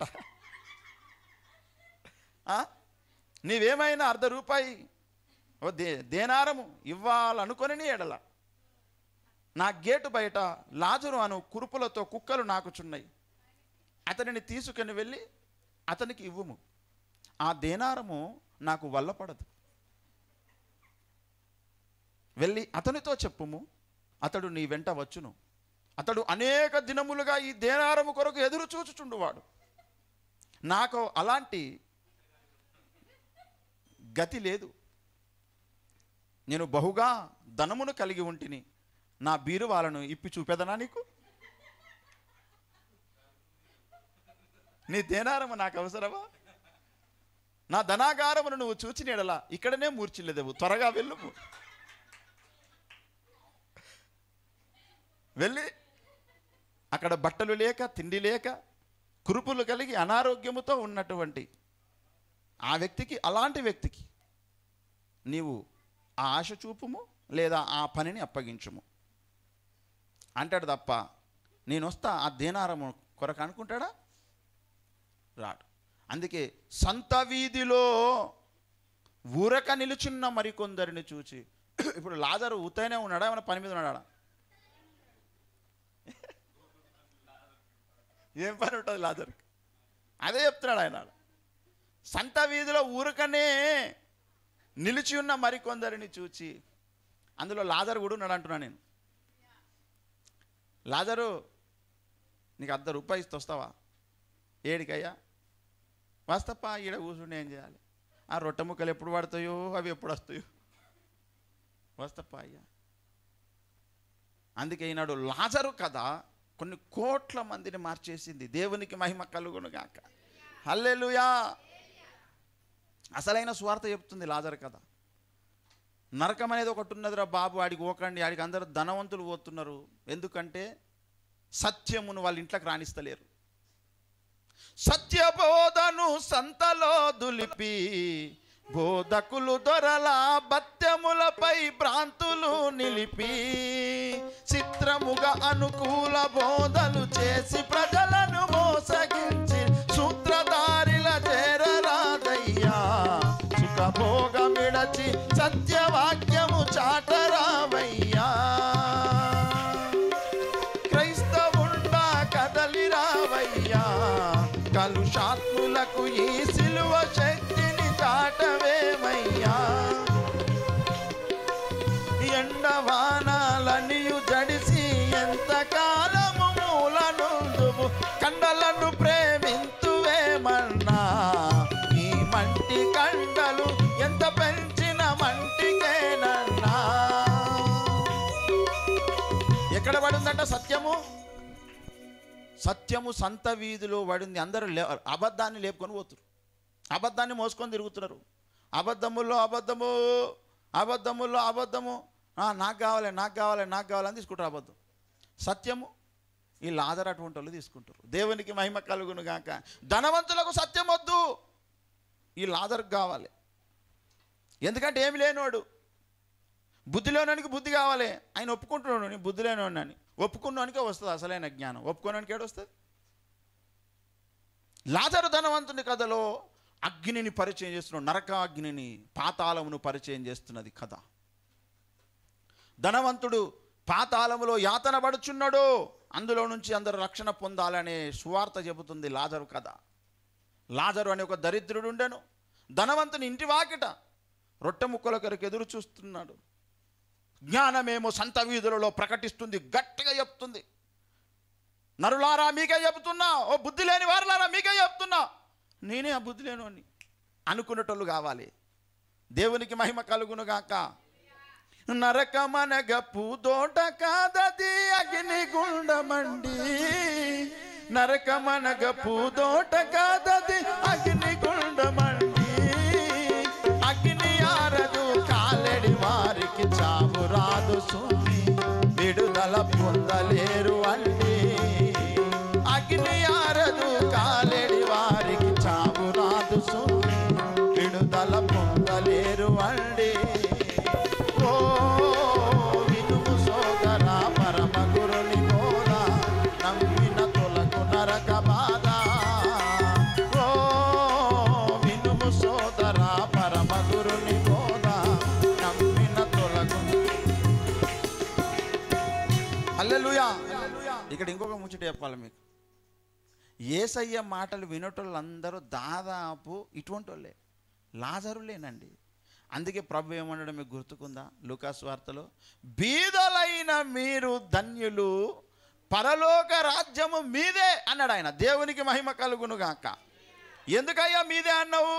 ఎందుకంటే మీరేరా ఒప్పుకునేది, మీరేరా కావాలని కోరుకునేది. ఆ ధనవంతులు ఎవడు కోరుకోడరా అంటున్నాడు. లూకాసు వార్త 6వ అధ్యాయం 20వ వచనం చూడండి. అంతటా ఆయన తన శిష్యుల తట్టు పారచూచి ఇట్లా నేను, బీదలైన మీరు ధన్యులు, దేవుని రాజ్యం మీది. ఇప్పుడు ఆకలి కొనుచున్న మీరు ధన్యులు, మీరు తృప్తిపరచబడుదురు. ఇప్పుడు ఏడ్చుచున్న మీరు ధన్యులు, మీరు నవ్వుదురు. ఏమండి, లాజర్ గతి కనబడతలేదు ఇక్కడ. లాజర్ సుఖంగా ఉన్నాడా, ఏడుస్తున్నాడా? ఏమండి, ఏదో నా బతుకు, తినడానికి టైంకు తిండి లేదు, బట్టలు లేవు, ఓ చుట్టం లేడు, బ్యాంకు బ్యాలెన్స్ లేదు. బీరువాసలే లేదు, ఏమీ లేదు అని ఏడ్చుకుంటా కూర్చోకపోతే నవ్వుకుంటా కూర్చుంటాడా? నన్ను మించిన వాడు ఎవడంటే పిచ్చోడు అవుతాడు. అలాంటి స్థితిలో అందుకే బీదలైన మీరు ధన్యులు. అందుకే యేసును నమ్మేది ఎవరంటే బీదలే. మన దేశంలో ఎక్కువగా యేసును నమ్మేది ఎవరంటే అందరూ చేత తృణీకరించబడేటోళ్ళే యేసును నమ్ముతారు. అసలు వాళ్ళ దగ్గరికే యేసు వస్తాడు. అందుకే ఈనాడు మాలమాదిగలు ఎక్కువ యేసును నమ్ముతున్నారు. దేవునికి మహిమ కలుగును గాక. దేవుడు ప్రేమిస్తున్నాడు మాలమాదిగలను. ఎందుకంటే అనేక తరతరాలుగా, అనేక వందల వేల సంవత్సరాలుగా అణిచివేయబడుతున్న జాతి మాదిగ, మాల జాతి. ఇప్పుడు తిడితే కూడా ఏమని తిడుతురు? ఆ మాలమాదిగలో దేవుని నమ్మినావు. ఆఖరికి ఆయనను, ఆ పరిశుద్ధిని మనం నమ్మితే మన కులం తీసుకుపోయి ఆ దేవునికి పెట్టిరండి అంటే ఎంత అజ్ఞానంలో చూడు వీళ్ళు. ఆయనను మనం నమ్మితే ఆయన మన కులం దేవుడు అవుతాడా? చెప్పుర్రి మీరు. ఆయన ఏం కులమో ఒకవేళ మనం ఆయన నమ్మితే ఆయన కులం మనకు రావాలి కదా. అట్లా వస్తలేదట. మనం నమ్మినందుకు ఆయనకే మన కులం వస్తుందట. ఎంత అణిచివేతనో చూడండి, ఎంత చీత్కారమో చూడండి. ఏమండి, ఎంత నీచముగా చూస్తున్నారో చూడండి. అసలు వాళ్ళు పెట్టిన పేరే ఏంటిది? నీచ జాతులు, అంటరానులు అని ఈ దేశంలో చూస్తలేరా నీచంగా? ఆనాడు లాజరును రక్షించిన దేవుడు ఈనాడు మాలమాదిగలను రక్షించడానికి పూనుకున్నాడు, బయలుదేరాడు ఆయన. సత్యము ప్రతి వీధిలో ప్రకటించబడుతుంది. దేవునికి మహిమ కలుగును గాక. ఇందులో కూడా కొందరు గర్విష్ఠులు ఉంటే ధనవంతులు లెక్కలకు పోతారు.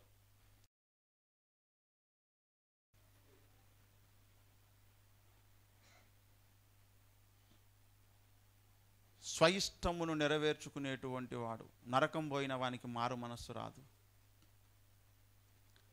మారు మనసు పొందిన వాళ్లకు మాత్రమే పరలోక రాజ్యము ప్రాప్తిస్తుంది.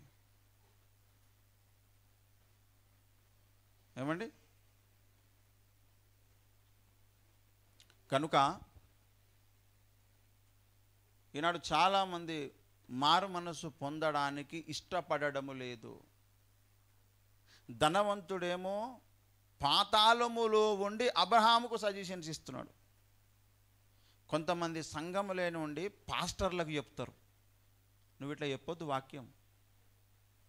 ఇట్లా చెప్తావు వాక్యమును, మా గురించి చెప్పొద్దు, నువ్వు నీ గురించి కూడా చెప్పుకోవద్దు. ఏమన్నా ఉంటే నీకు మాకు కాకుండా ఇంకేదైనా చెప్పించి పెట్టాలి నువ్వు. వీళ్ళు ఇంకో రకపు ధనవంతులు. వీళ్ళు ఎలాంటి ధనవంతులు అంటే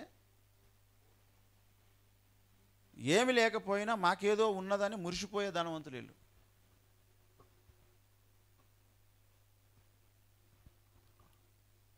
ఏమండి,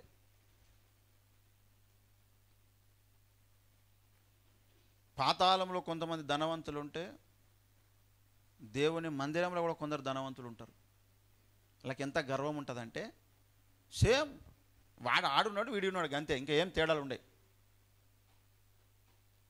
వాడు ఎట్లా అబ్రహాముకు సజెషన్స్ ఇస్తున్నాడు కదా, అలా అనవద్దు తండ్రి. మళ్ళీ తండ్రి అని పిలుస్తాడు బుద్ధి లేనోడు.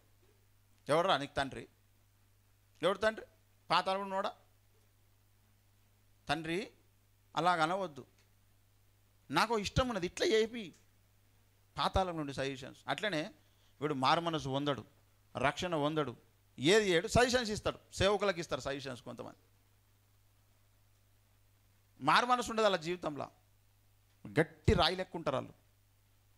ఎన్ని రోజులైనా ఎన్ని సంవత్సరాలైనా ఎలాంటి మార్పు లేకుండా ఉంటారు. ఎందుకు? వాళ్ళ మనసు అట్లుంటుంది, వాళ్ళ బుద్ధి అట్లుంటుంది, వాళ్ళ జ్ఞానం కూడా గట్లనే ఉంటుంది. మార్పు రాదు. ఎందుకు రాదంటే పిడిసి కట్టుకుపోయి ఉంటుంది. చూడు, పిడిసి కట్టుకుపోయి ఉంటుందా? పిడిస కట్టుకుపోయి ఉంటుంది. కొన్ని బట్టలు మీరు బురదలో ఉంటే ఎండిపోయింది అనుకోండి, ఎట్లుంటుంది అది? దాన్ని పిడిస కట్టుకుపోయింది అంటారు. అట్లా వీళ్ళు తడి లేక ఎండిపోయిన బురదతో కలిసిన బట్టలు ఎక్కువ ఉంటారు వీళ్ళు. అలాంటి వారు ఎవరైనా ఉంటే వాళ్ళకు రక్షణ రాదండి. వాళ్ళు రక్షణ పొందలేరండి. వాళ్ళు ఏదో మందిని చూడనీకు ఉండాలి, ఉంటారు, కానీ రక్షణ అనేది రాదు వాళ్ళకు. రేపు ఆడ పరలోకంలో కనబడరాళ్ళు. ఎటువాయిలు ఎటువాయిరి అంటే గటువాయిరి వాళ్ళు, ఇటు రాలేదు వాళ్ళు, ఇటు రారు. మారు మనస్సు అనేది చాలా కీలకమైన విషయం పరలోకం రావడానికి. మారు మనస్సు లేకుండా నీకు ఏదున్నా వేస్ట్. అది ధనమున్న వేస్ట్, బుద్ధున్న వేస్ట్, జ్ఞానమున్న వేస్ట్, అందమున్న వేస్ట్, పెద్ద కుటుంబం ఉన్న వేస్ట్, అన్నదమ్ములు ఉన్న వేస్ట్, నీకు చాలా రకాల వృత్తులున్న వేస్ట్, అన్నీ వేస్టే. నీకు పెద్ద ఇల్లు భవంతున్న వేస్టే, భూములు ఉన్న వేస్టే, అన్నీ వేస్టే. మారు మనస్సు లేకపోతే యేసుక్రీస్తు ప్రభువు తను ప్రకటించడం మొదలుపెట్టినప్పుడు ఆయన చెప్పినటువంటి మాట, మారు మనస్సు పొందండి, ఇది చెప్పాడు. ఇది చెప్పడానికి వచ్చిండు భూమి మీదకి. ఆయన చెప్పిన మొట్టమొదట విలువైన మాట ఇదే. మనుషుల కొరకు, మనుషులందరి కొరకు చెప్పినటువంటి మాట. ఏమని చెప్పాడు? మారు మనస్సు పొందండి.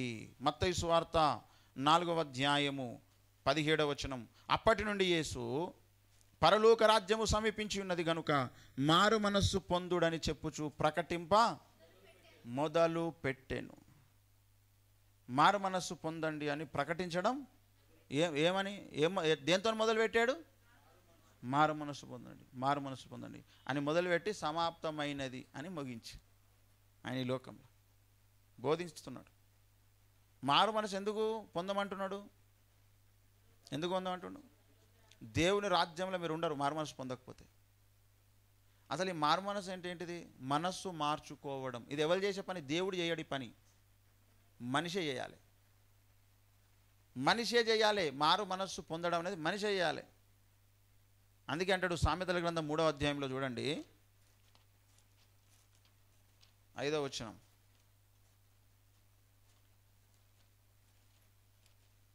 నీ స్వబుద్ధిని ఆధారం చేసుకొనక, నీ స్వబుద్ధిని ఆధారము చేసుకొనక, నీ పూర్ణ హృదయముతో యెహోవా యందు నమ్మకముంచుము, నీ ప్రవర్తన అంతటి యందు ఆయన అధికారమునకు ఒప్పుకొనుము. ధనవంతుడు దేవుని అధికారానికి ఒప్పుకున్నాడా?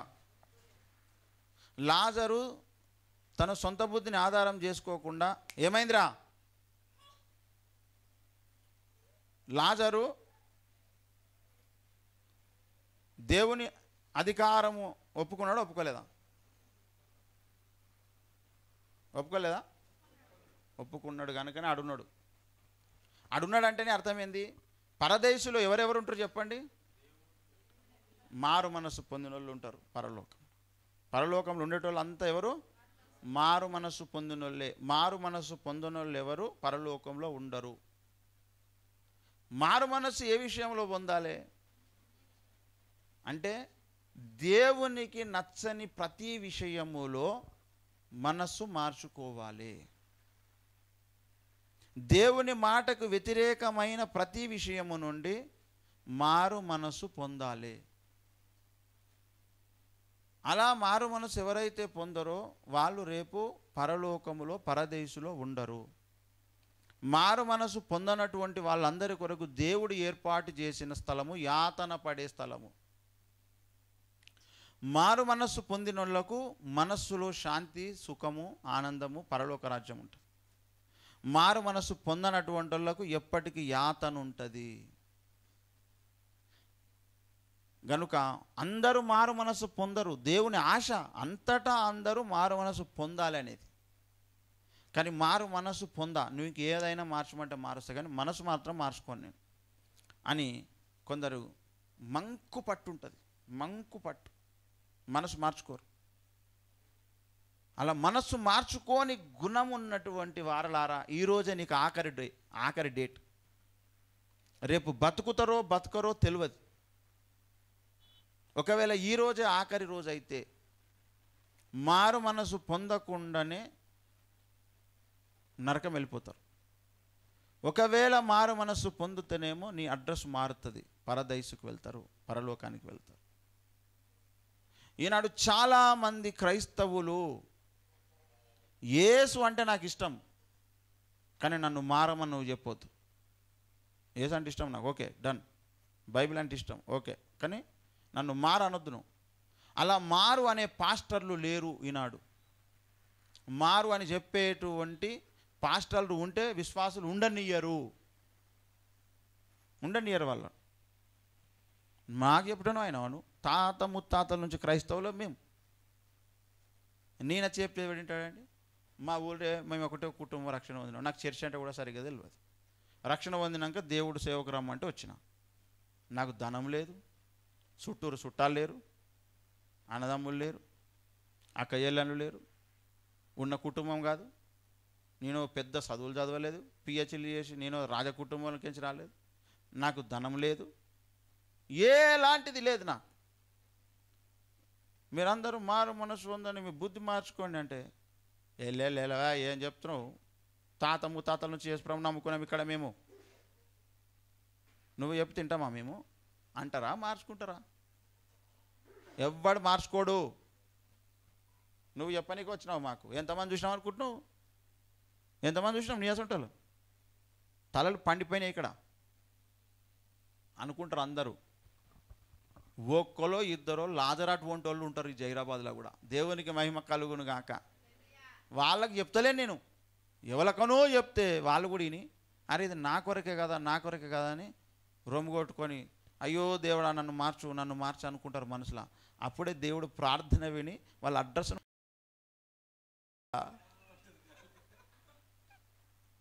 లాజర్ లాంటి హృదయం ఉండాలి. బుద్ధి లేనాడు అంట, నేనే తండ్రి నేనే అనాలి. బుద్ధి లేనాడు నన్ను అంటావా బుద్ధి లేనాడని? రండ్రే పెద్ద మనుషులంతా రండి, పాస్టర్ నన్ను బుద్ధి లేడు అన్నాడు అని రాత్రి మీటింగ్ పెట్టిరు. నన్ను బుద్ధి లేనాడు అంటున్నాను. నన్ను రండి, మీరు రాకపోతే నేను వచ్చేవారం చర్చికి రాను నేను. లాజర్ ఆయన ఏమండి, వీళ్ళు లాజర్లా ధనవంతుల, వీళ్ళు ధనవంతులు అయ్యా వాళ్ళు. ఈ లాజర్ మీదకి వచ్చారు. నేనయ్యా లాజర్ను, నాకేమున్నది ఇడా? నాకు చుట్టమా, నాకు తెలిసిన వాళ్ళ, నాకు అన్నదమ్ములా, ఏదో గిడ ఇంత రేకులు వేసుకొని ఉంటున్నా ఊరవుతల. నన్ను చూసేటోడు ఎవడు అడిగేటోడు. ఇప్పుడు ఆదివారం మీరు ఇవ్వతారా? మళ్ళీ వచ్చే ఆదివారం పొద్దుగాల 11 గంటల దాకా ఎట్లున్నారు అని తలుపు కొట్టేటోళ్ళు ఉండరు. ఇండైరెక్ట్గా తిడుతున్నాడు నాకు. దెప్పుతున్నాడు. ఈయన లాజరట మలేషియా వచ్చిండు అంటున్నాడు.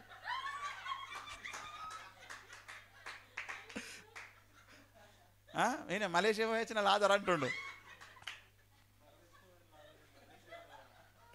చూసిరా అట్లుంటారు. దేవుడు నేను అప్పుడు లాజర్నేమో, లాజర్ ఇప్పుడు ధనవంతుడైండు అబ్రహాం రొమ్ము నుండి. దేవునికి మహిమ కలుగును గాక. అబ్రహాం రొమ్ముకు పోతే అట్లనే ఉంటాడా బట్టలు లేకుండా కురుపులతోని? అరే పరదేశకు పోయిన తర్వాత కురుపులు మాయం, నొప్పులు మాయం, ఆకలి దప్పికెళ్ళి లేవు. అబ్రహాం ఏం తోడుకుంటే అందులో పాత డ్రెస్ అని ఎడా అబ్రహాం తండ్రి ఏమండి చిన్న అబ్రహాం. దేవునికి మహిమ కలుగును గాక. హల్లెలూయా. కాబట్టి స్టార్టింగ్లో మన గతి అట్లుండే, ఇప్పుడు అట్లనా? నెలకో దేశం పోతా, మునుపటి లాజర్ కాదు. అర్థమైందా? మారు మనస్సు పొంది దేవుని చేత దీవించబడిన లాజరు. దేవునికి మహిమ కలుగును గాక. ఇప్పుడు ధనవంతుని ఇంటి ముందటున్న లాజరు కాదు, అబ్రహాము పక్కనున్న లాజరు. దేవునికి మహిమ కలుగును గాక. హల్లెలూయా. ఏమండి? కాబట్టి మారు మనస్సు పొందాలి. పొందితేనే ఆ పరిస్థితి వస్తుంది, లేకపోతే అయిపోతుంది కథ అంత. ఏమండి? అదేందో విచిత్రము. నాకు కొన్ని విషయాలు అర్థమవుతలేవు ఈ మధ్య. అందుకే ఎక్కువ ఆలోచించవద్దు అంటారేమో. అందుకే లోపలంతా పిచ్చిలేసినట్టు అవుతున్నది. ఆలోచనలతోనే ఫైటింగ్ జరుగుతుంది లోపల. ఆలోచనలు ఫైట్. స్కూల్కి పంపిస్తాం పిల్లలను, వాళ్ళ రూమ్లో వేసి వాళ్ళని ఎంత టార్చర్ పెడతారో, ఎంత కొడతారో, ఎంత తిడతారో మనకు ఎరకలే. పైసలు ఇచ్చి తిట్టిపిస్తున్నాం మనం పిల్లలకు. అసలు తిట్టనీకే పైసలు ఇస్తున్నాం టీచర్లకు. మా వాళ్ళు ఏమన్నా ఎక్స్ట్రాలు చేసిరు అనుకోండి, వాళ్ళని తిట్టుర్రి, అవసరమైతే కొట్టుర్రి. అవునా కదా? టీచర్కి డబ్బులు ఇస్తే ఓన్లీ చదువు చెప్పి విడిచిపెడతారా? వాళ్ళు ఏదైనా తప్పు చేస్తే దండిస్తారు కూడానా? అంటే మనం పైసలు ఎందుకు ఇస్తున్నాం? వీళ్ళు ఏదైనా మిస్టేక్ చేస్తే మీరు దండించండి. మనం ఫామ్ నింపుకునేటప్పుడు అలా ఏమైనా రాస్తామా మనం? ఇగో మామూలు మిస్టేక్ చేస్తే ఇట్లా కొట్టుర్రి, ఇగో దీంతో కొట్టుర్రి, ఇంతసేపు కొట్టుర్రి, ఇట్లా కొట్టుర్రి అని ఏమైనా రాస్తామా ఫామ్లా? ఫీజు కట్టినా వాటి అన్నిట్లో అవి కూడా వస్తాయి అలా. అవునా లేదా? ఈనాడు దేవుని మందిరానికి పోతే మనం కానుకలు ఇస్తాం, దశంవాలు ఇస్తాం. సందర్భం వస్తే సేవకుడు తిడతాడు కూడా, ఏదో మిస్టేక్ జరిగితే. తిట్టాడా? మమ్మల్ని తిట్టినావా? నీకు దశంభావం బంద్. తిట్టినాక ఎట్లా ఇస్తాం దశంభావం నీకు? నీ కొడుక నువ్వు కాలాలని నీ కడుపు తిండి లేక నీకు. ఈ క్రిస్మస్కు నువ్వు కొత్త బట్టలు వేయద్దు నువ్వు నన్ను తిట్టినందుకు అనుకునేటోళ్ళు ఉన్నారు. నిజము అన్నారంటే తెలుసా? అన్న ఈ పాస్టర్ ఎక్స్ట్రాలు చేస్తున్నాడే, మనం దశంభావాలు అందరూ బంద్ పెడదాం అన్నారు అనుకోండి. ఆ పరిస్థితి ఏంది? బోధ మారుస్తాడు. అయ్యలారా పాస్టర్ సాక్షి కూడా అయిపోయి, దేవుని మాట వినండి అయ్యా, దేవుడు మిమ్మల్ని ప్రేమించుచున్నాడు, దేవుడు మిమ్మల్ని ఆశీర్వదిస్తాడు, దీవిస్తాడు. నువ్వు ఇంట్లోకి పోయినప్పుడు దీవించబడతావు, బయటకు వచ్చినప్పుడు దీవించబడతావు. నీ దుక్కిటెద్దులు, నీ పొలం పంటను దేవుడు దీవించును గాక. యేసునామములో ప్రార్థిస్తున్నాం తండ్రి. ఇంకేమన్నది? 28వ అధ్యాయమే, ద్వితీయోపదేశం కానీ 28వ అధ్యాయం దాటదు. అదే ప్రార్థన, అదే అక్కడికి దాటితే వెంట కథ వేరైపోతుంది. సర్ప సంతానం అన్నమనుకో, ఏమన్నాను సర్పమన్ను? ఎందుకన్నా నీకు దశంభావం ఇస్తున్నాడు? దశంభావం ఇచ్చి సర్పసంతానం అనిపించుకోని. ఇక బుద్ధిహీనులు ఎవరు? బుద్ధి లేనాడు. ఎవడు బుద్ధి లేనాడు? చూసి మాట్లాడు పాస్టరు, ఏదో పాస్టర్ అని నేను గౌరవిస్తున్నా, ఇంకోసారి అట్లా అన్నామనుకో, చూసినా మా వెనక ఎంత కాందాను ఉందో. వీడికించి బీదర్ దాక్కున్నది, హైదరాబాద్ దాక్కున్నది, ఇక మొత్తం చెప్పుకోవచ్చు. మా ఊర్లో మాకు ఎంత పరపతి ఉన్నది ఎరికేనా? నీ పరపతి ఎవరికి కావాలనే? పరలోకం తీసుకో ముందు. ఈడు వచ్చినోడు ఇటువంటి పాస్టర్ కాదు, నీ అయ్యకినడు. ఏమనుకుంటున్నావు నువ్వు? పోతావా? పోయినోడు అంత ఏం చేసి నువ్వేం చేస్తావు? గట్లుంటుంది మనది వ్యవహారం. ఎందుకు? మారు మనసు పొందిన లాజరు. ఏమండి, దేవుడు అందరికీ ప్రకటిస్తున్నాడు, నరులారా మీరు ఎవ్వరికి బుద్ధి లేదు, మీకు నీతి మంతులు లేడు ఒక్కడు లేడు, బుద్ధిమంతులు లేడు ఒక్కడు లేడు. ఎందుకు? దేవుని వెతికేటోడు ఒక్కడు లేడు. దేవుని దగ్గర రండి, దేవుడు మిమ్మల్ని ఆయనలాగా తయారు చేస్తాడు. దేవునికి మహిమ కలుగును గాక. హల్లెలూయా. ఆఖరిన ఒక మాట ఏమిటంటే, మనం మారు మనసు పొందాలి. అన్ని విషయాలలో మారు మనసు పొందాలి. దేవునికి నచ్చని ప్రతి విషయం మన మనసాక్షి ఎప్పుడు చెప్తుంది మనకు, నువ్వు ఈ విషయంలో దేవునికి వ్యతిరేకంగా ఉన్నావు అని చెప్పగానే, అమ్మ దేవా నన్ను క్షమించు, ఈ విషయంలో నేను నీకు వ్యతిరేకంగా నేను బ్రతక, నీకు వ్యతిరేకంగా నేను ఉండా అని వెంటనే మారు మనస్సు పొంది వెనుకకు తిరిగితివా నువ్వు దక్కిపోతావు. వెనుకకు తిరగలేదా నువ్వు ధనవంతుని అవుతావు. అలాంటి మిస్టేక్ ఎప్పుడు చేయొద్దు, ఎవ్వరు చేయొద్దు. గనుక ప్రభునందు ప్రియులారా, మనము దేవుని దగ్గర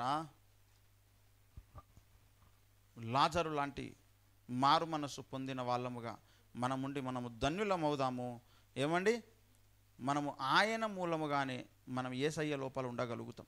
1 కొరింథీయులకు రాసిన పత్రిక 1వ అధ్యాయము 30వ వచనం ఎందుకో బాగా దేవుడు ప్రేరేపిస్తున్నాడు ఈ వచనం చదవమని. అయితే ఆయన మూలముగా మీరు క్రీస్తు యేసు నందున్నారు. ఇప్పుడు మనము వెంటనే ప్రభు శరీర రక్తంలో పాలు పొందడానికి పోతున్నాం మనం. అవునా? నిజమా కాదా? అయితే ఎవరి మూలముగా క్రీస్తు లోపల ఉంటామో తెలుసా మనం? ఆయన మూలముగానే. ఆయన అంటే ఎవరండి? ఆయన అంటే ఎవరు చెప్పండి? క్రీస్తు, యేసు ప్రభు. ఆయన మూలముగానే క్రీస్తు లోపల ఉంటాం మనం. అయితే ఆయన అంటే ఎట్లా ఆయన అవుతాడు? ఏసై అంటే ఆయన కాడు. ఆయన శరీరం, ఆయన రక్తము, ఆయన ఆత్మ మన లోపలికి వస్తే మనం ఆయన లోపల ఉన్నట్టు. దేవునికి మహిమ కలుగును గాక. ఇది చాలామంది సీరియస్గా తీసుకుంటున్నారు విషయము. వాళ్ళకు చాలా ఘోరమైనటువంటి పనిష్మెంట్ ఉంటుంది దేవుని దగ్గర, చెప్తున్నా. అసలు వాళ్ళు పరలోకమే మిస్ కావచ్చు. యేసు లోపల ఉండడం అంటే యేసు శరీరము, రక్తం మన లోపలికి రావాలి, ఆయన ఆత్మ మన లోపలికి రావాలి. అప్పుడే మనం ఆయన లోపల ఉన్నట్టు. ఆయనను ముట్టకుండా, ఆయనను తాకకుండా, ఆయనను తినకుండా, నేను యేసు లోపల ఉన్నా, నేను కూడా యేసు బిడ్డనే, నేను యేసు సంఘములో ఉన్నా అనేది అంత అబద్ధం. ఇదంతా సైతాను ఇక్కడ మోసం చేసేసాడు. చాలామందిని మోసం చేసిండు. ఈ విషయంలో మారు మనసు పొందాలందరూ. ఆయన మూలముగా మనం క్రీస్తులో ఉన్నాం. ఆయన అంటే ఏంటిది చెప్పండి? ఆయన అంటే ఆయన శరీరం, ఆయన అంటే ఆయన రక్తం, ఆయన అంటే ఆయన ఆత్మ. ఇవి మూడు లేకుండా నువ్వు ఆయన లోపల ఎట్లుంటావు చెప్పండి? ఎట్లుంటారు ఆయన లోపల? గనుక క్రీస్తు శరీర రక్తములలో మనం పాలు పొంది దేవాని ఆత్మతో నన్ను దర్శించు నింపు అని ఎవరైతే మనస్ఫూర్తిగా ప్రార్థించి పొందుకుంటారో వారే క్రీస్తు లోపల ఉంటారు. వారు నిజమైన మారు మనసు పొందితేనే ఈ కార్యం జరుగుతుంది వాళ్ళ లోపల. గనుక దేవుని దగ్గర మనమందరము నిజమైన మారు మనస్సు పొంది దేవుడిచ్చే గొప్ప ఆశీర్వాదాన్ని, పరలోక రాజ్యాన్ని మనం స్వతంత్రించుకుందాం. అట్టి కృప దేవుడు మనకు అనుగ్రహించునుగాక. ప్రార్థించుకుందాం, రండి ప్రార్థించుకుందాం. హల్లెలూయా, హల్లెలూయా, హల్లెలూయా, హల్లెలూయా.